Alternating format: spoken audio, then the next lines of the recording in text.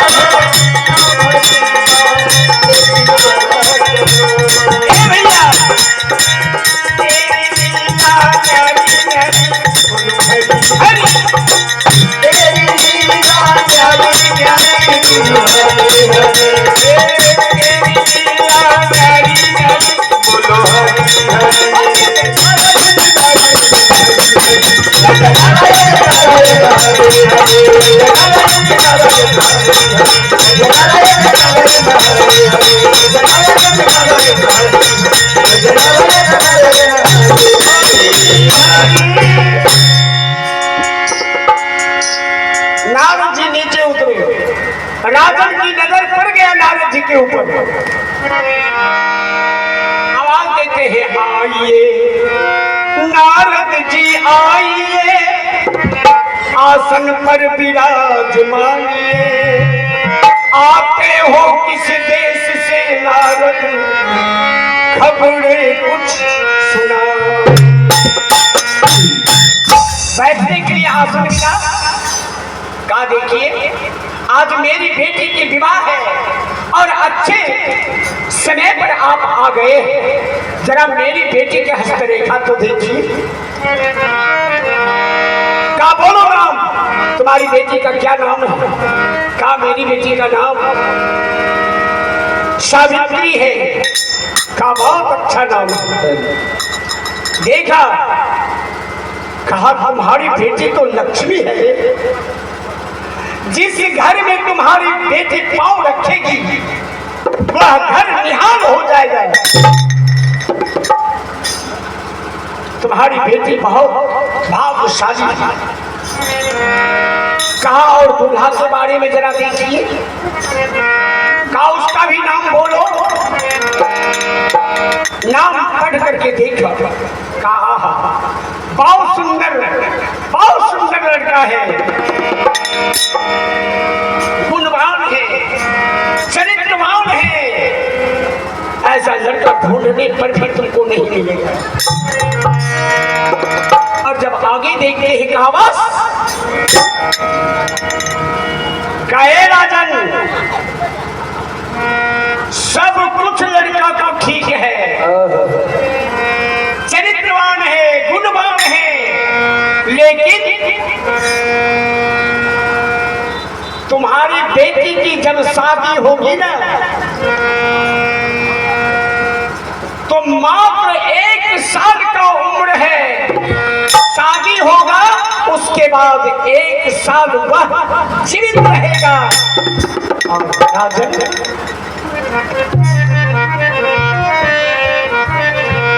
शादी होने के बाद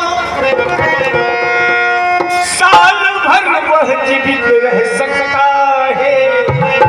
ए राजन, अरे ये राजन तेरी बेटी विधवा बनकर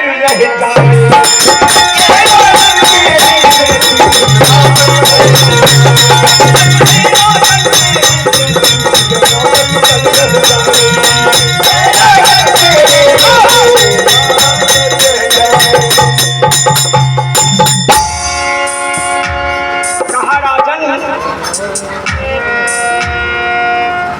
शादी होने के बाद में एक साल जीवित रह सकता है। ए राजन तेरी बेटी विधवा बन कर रह जाए। तब तो राजा का माथा जो है ठनक गया। कहा भगवान मैं बड़ा ही जतन से बेटी को पाया हूं, कितना कष्ट हम दोनों प्राणी को उठाना पड़ा है, और आज शादी होने के बाद मेरी बेटी विधवा हो जाएगी साल भर। कहा राजा जाओ और इस शादी को रोक दो, नहीं तो साल भर के बाद तुम्हारी बेटी ये विधवा हो जाएगी। कोई माँ बाप अपना बेटी के विधवा बने चाहे है, कोई माँ बाप नहीं चाहे कि हमारी बेटी विधवा बन जाए। सावित्री के पास माँ बाप दोनों पहुंच गया। कहा बेटी जिस लड़का से तुम विवाह करने के लिए जा रही हो उस लड़का से विवाह मत करो बेटी, वो लड़का ठीक नहीं है बेटी, उससे शादी मत करो बेटी, उससे शादी मत करो बेटी। कहा मां क्यों? कहा क्यों? कहा बेटी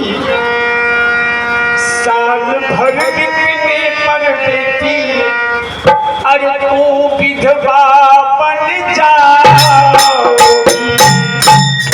माँ को मुंह को दाब दिया। कहा माँ अरे माँ बाप का बाप लगता है माँ, ऐसी बात मत बोलो माँ। कहा माँ ऐसी बात मत बोलो। कहा बेटी आज ही तो मुझे पता चला है कि तुम्हारी शादी होने के बाद 1 साल तुम्हारा पति जिंदा रहेगा, और नहीं तो साल पुरते ही तुम्हारे पति मर जाएगा। क्या बात है मां? सुन लो मां,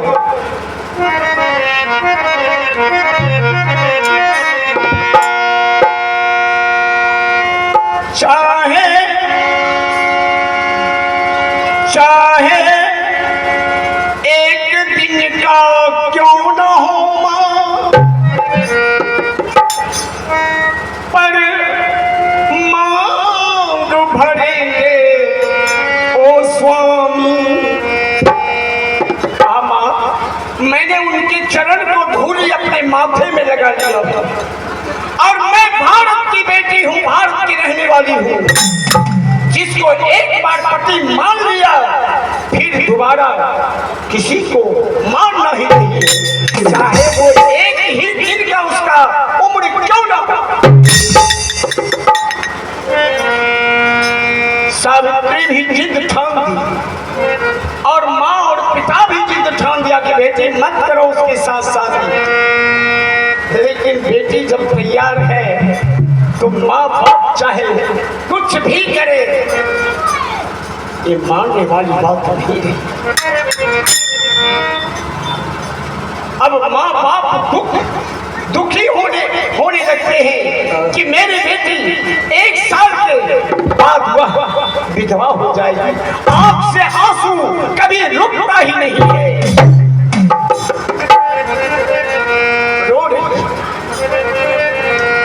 कल होकर बारात आ गया दरवाजे पर, और जब बारात आ गया है उस दरबार में जो भी लोग थे उनके सेवा सत्कार में लग जाते हैं, सेवा में लगे हैं, सभी सेवा कर रहे हैं बराती को। और कुछ सखियां थी वह गा रही थी, मंगल गान गाती है। चारों तरफ से हमारी माँ बहन गा रही है मंगल गान। और सावित्री को मरवा पर बिठा दिया गया है। और जब मरवा पर बिठा दिया गया है, पंडित जी सारे विध को कर लेते हैं, लेकिन एक विध और जो है वह बगैर पिता को नहीं हो सकता है।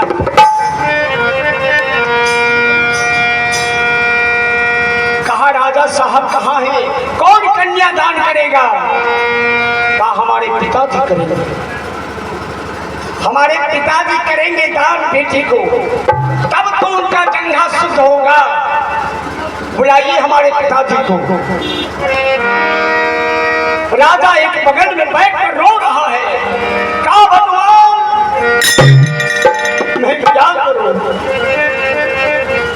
एक तो बेटी भगवान दिए और वो भी विधवा हो जाएगी साल भर में, क्या करूं? सिपाही पहुंचा, कहा राजन आपकी बेटी आपको बुला रहे हैं कन्यादान के लिए, जाएंगे? अरे कौन नहीं जाएगा, वो मेरी इकलौती बेटी है। और इकलौती बेटी जब हमारी बात को नहीं माना है, फिर भी हमको दान उसे करना ही पड़ेगा। चल दिया राजा। और जब वहां मड़वा के ऊपर बैठते हैं, आवाज देते हैं,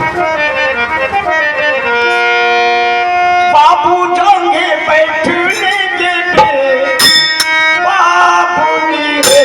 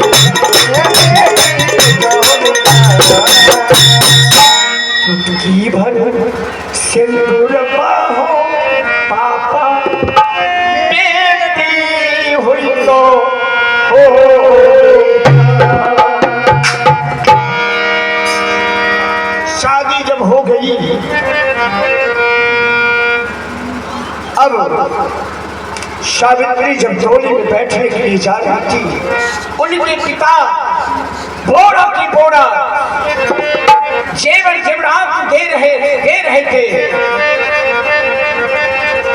सावित्री कहती है, पापा ये सब मुझको कुछ नहीं चाहिए, हमें केवल आप आशीर्वाद दें और इसके सिवा मुझे कुछ भी जरूरत नहीं है।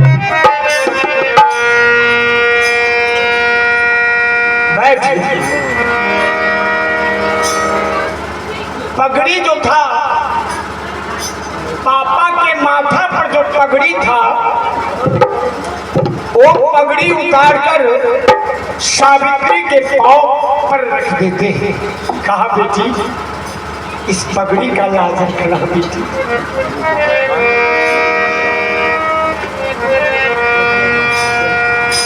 इस पगड़ी को लाज रखना, क्योंकि बेटी एक लौती बेटी तू है और आज तुम ससुराल जा रही हो तो इस पगड़ी का जरूर लाज रखना।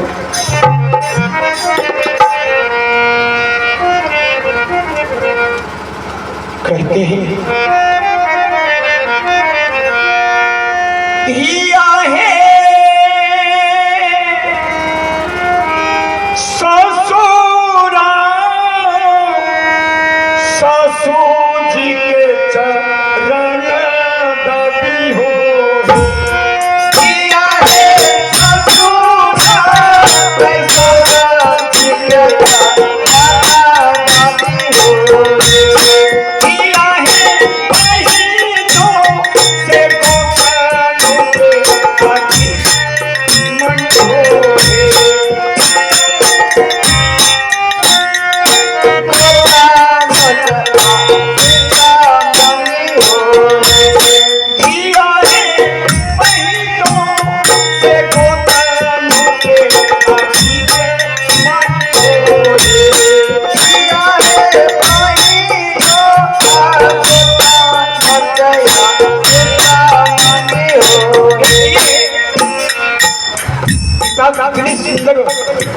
अपने बेटी को समझा रहे हैं। कहा बेटी जब तुम ससुराल जाओगी ना तो अपने पिता से बढ़कर उसे मानना, अपने सास ससुर को, और अगर गोतनी हो उसे अपना बहन से भी ज्यादा मानना बेटी। ए बेटी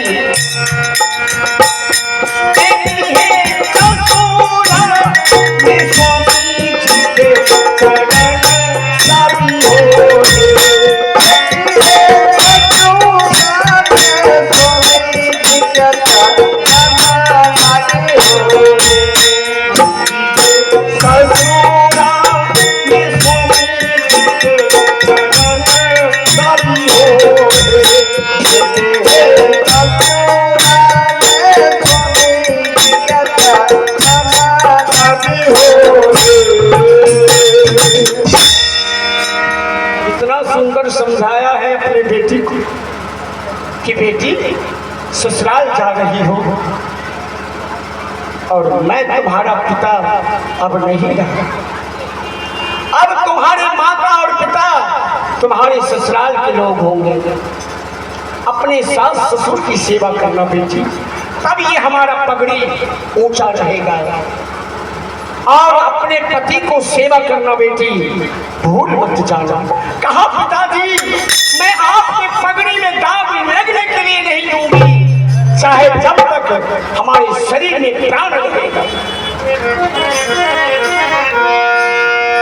चाहे तन से निकले, चाहे प्राण तन से निकले, अरे छोड़ना धर्म अपना, अरे छोड़ू न धर्म अपना, चाहे प्राण तन से निकले, छोड़ू न धर्म